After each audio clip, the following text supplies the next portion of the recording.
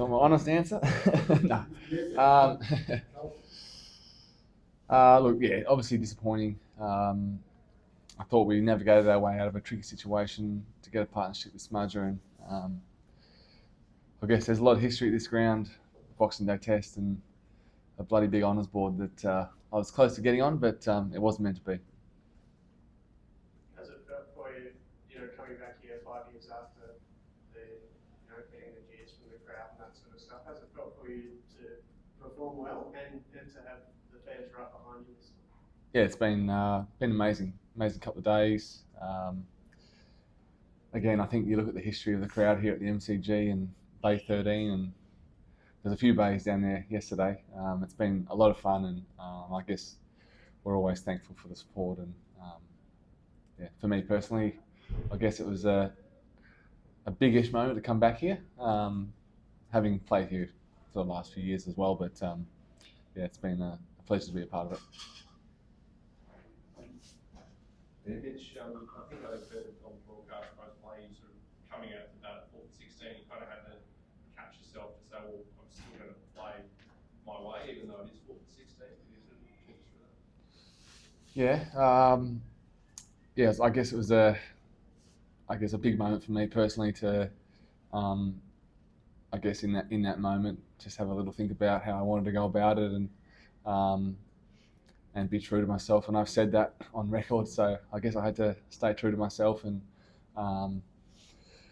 it felt really hard work. The ball was swinging around, and I mean Shaheen had his tail up, and we know that he's world class. So I guess it was a matter of trying to get through, but also making sure I put the bad balls away, and I was able to do that. So I still felt, even on 96, that I could nick one, and I did. So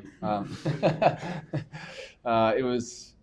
Yeah, there's still plenty in the wicket, so I guess for us to get into a position where we're 240 ahead, we're very happy. A lot of your runs came through the cut shot or just behind the point. Was there any intentional sort of play that you were thinking out that way, or was it the bowling that was going on?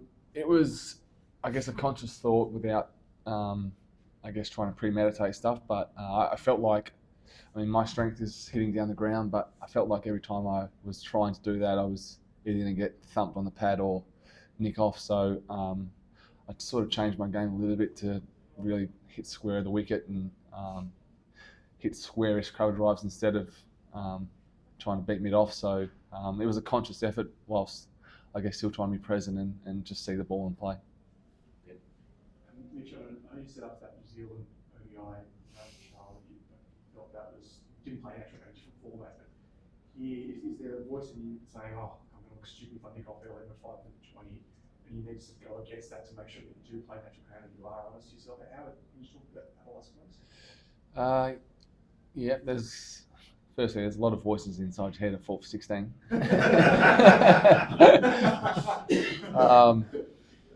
But I think it just comes back to being true to myself, being really clear on my role within this team, and knowing that how I play my best, and I guess to get on the counter attack and be positive in that situation as a bowling unit. It can almost be more pressure on you when there's someone or a couple of guys building a partnership. So we knew that was the case, and it was about getting them back into a couple more spells. But for me, it was just about getting myself in, and then playing the way I have for the last 6 months. And just to touch on the reception from the crowd, I don't know if reception is the right word, but is there a sense of closure now after that 5 years ago that you have one of those, so to speak? Yeah, I shut that door a long time ago for me personally, but I guess the story around coming back is hopefully a nice one. But I've certainly felt a lot of support, and it's been amazing. Just the early let off you got when you did everyone early on, you kind of feel a little bit like getting all over. Good point. Well, I guess it does now.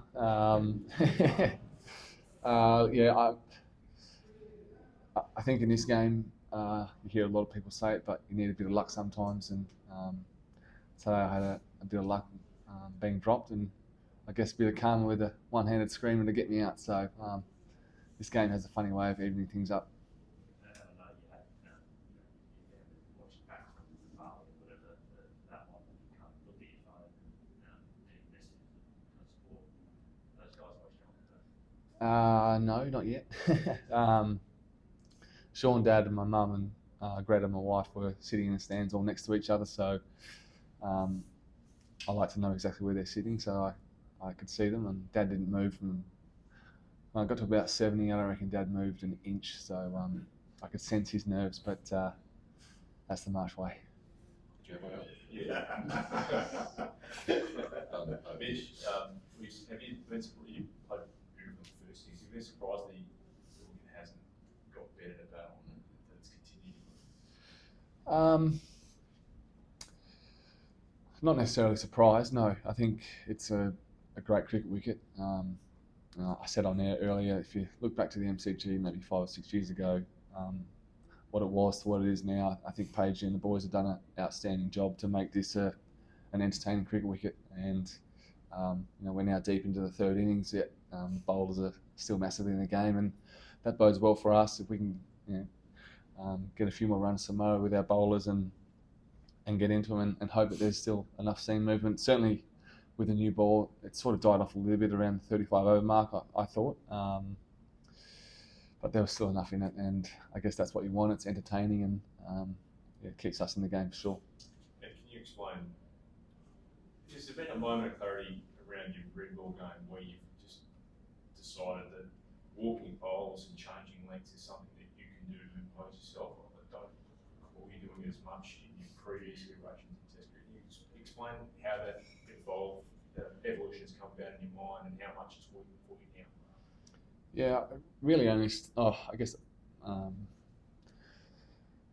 in a Shield game before the Ashes last summer, I did it a little bit. I guess part of it is, trying to impose myself, and I want to hit the ground, down the ground, and I also back myself to pick up the length and get the short ones as well. So it's really just become part of my game. I feel really comfortable doing that. The other element is I feel like I've got a defence like Swiss cheese, so just got to walk at them and hope for the best. That's joking there, guys, but it's become part of my game now, and I feel really, really comfortable doing it. So hopefully it keeps working. Two more, Ollie, and then Courtney.